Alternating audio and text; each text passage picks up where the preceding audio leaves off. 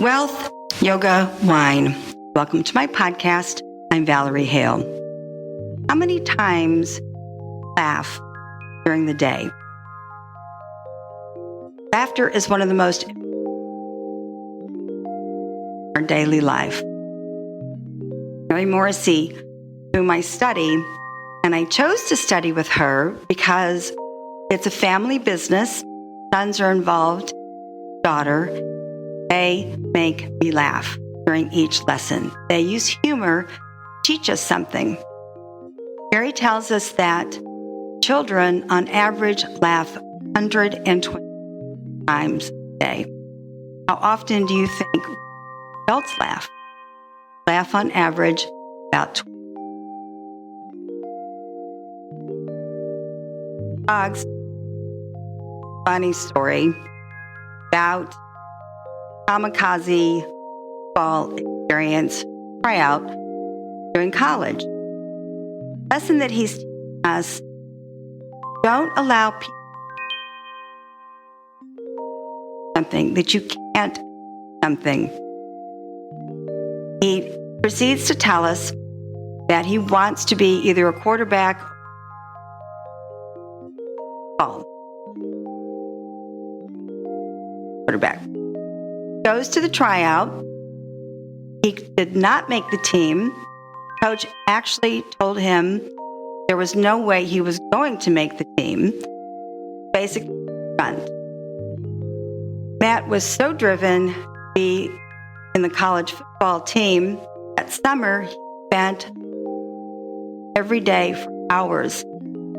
Practiced running to improve his agility. He did everything to bulk up and to become more agile on the field. Returns to school, to college, tries out again. The coach accepts him, part of the team.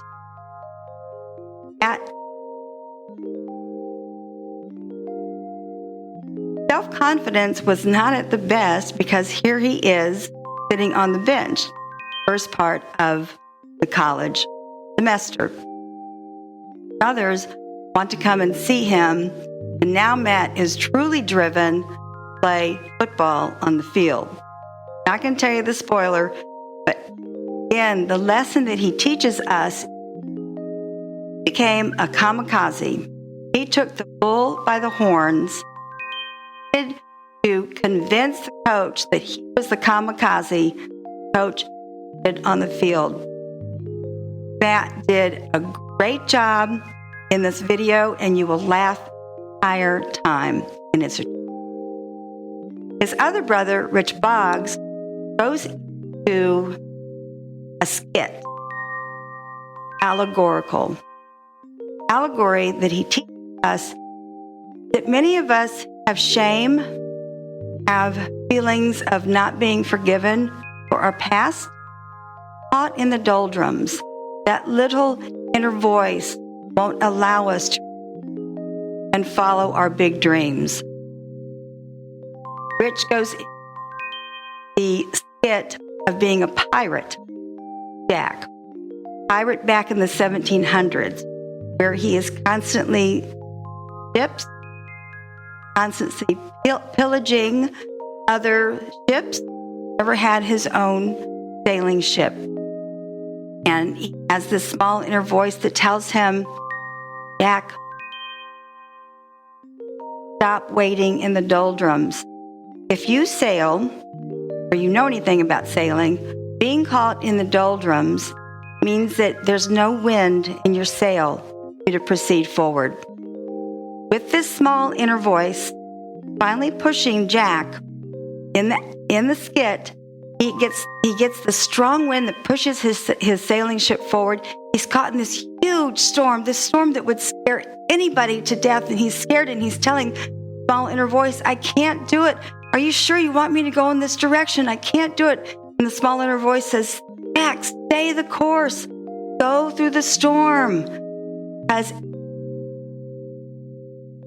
skies goes through the storm, sees the blue skies, sees in the horizon, he sees sands on an island, and he sees a ship. And the smaller voice says, keep going, Jack, keep going. This is your dream. And as Jack approaches the island, he sees a ship that's going to be his dream to have his own ship. And the name of the ship is Pink Sands, just like the island. Jack, the pirate, tells us it's important for us to let go of our past, let go of the shame, to achieve your big dream. Forgive yourself, let others forgive you also for your past. In Kundalini Yoga, we teach children also take care of your imagination, take care of your dreams, have self-confidence, become self-aware, believe that you can do this on a daily basis. Get rid of your anger, control those emotions. Our children are growing up in a very traumatic time. Pandemic has not been kind to them. In Kundalini Yoga, there are specific teachers who teach children how to have self-awareness, how to have self-confidence, how to breathe properly, the mind and body connection. On my website, I always have a link to Hara Prakash's lessons. There is a studio in Clearwater called a Yoga Village where the teachers every Monday at 4 o'clock. Children can be there in person and learn wonderful techniques to their life. On this podcast, I also included some yoga music, which will calm their spirit. It will also calm the house. There is a lot of tension. You can seriously just put on this music if your child is having a difficult time, or even if you're having a difficult time, and listen to it, let it calm you. Lastly, wine. I wanted to focus on French vintners who are women. It's basically a very male-driven industry, always has been. But lately, since the 1990s, women have been up and coming in the family vineyards.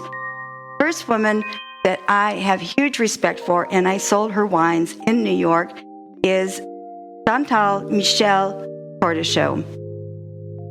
She makes exquisite wines in Gevrey-Chambertin. She worked with her father in the 1990s and now has taken over the vineyards. She is not a spring chicken. She's in her 70s and producing some of the most aromatic, stunning, beautiful, and bold Chambertin. Not for the faint of heart. Don't start here if you're starting to drink Burgundies. She, with other women, began the association called Femmes et Vins Bourgogne. When they started, there were only female vintners in Burgundy, and now it's climbing 40s. Another female producer is Domaine Topinot. She produces wines in Maurice Saint-Denis. It is also a family business. Many times you'll see the label read a feast. Père is father. F-I-L-S can either be son or daughter. It just means generically children. The last one is Véronique Drouin-Bourse. Domaine Drouin has been around for decades. Is taking care of the family business in Burgundy, but also branched out to Willamette Valley in Oregon. It is also called Domaine Drouin in Willamette. These are three of the best female producers. I strongly suggest reach out. Please send me an email. I'm happy to tell you the stores where they can be found.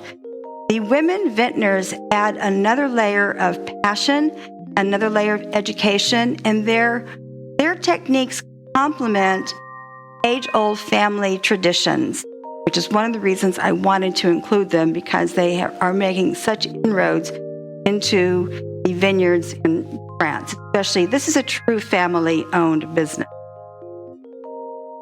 In conclusion, involve more laughter in your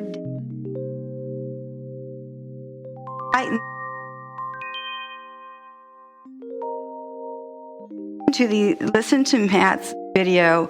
It's so funny, the kamikaze video that's on the podcast. And have your children practice yoga, especially Kundalini yoga, and have them listen to that beautiful music that I included. Seek out the women vintners. Lastly, not a life podcast every week to help hundreds of people globally. You can support me on Patreon or Zelle or PayPal. All those are on my podcast details and my website. Merci.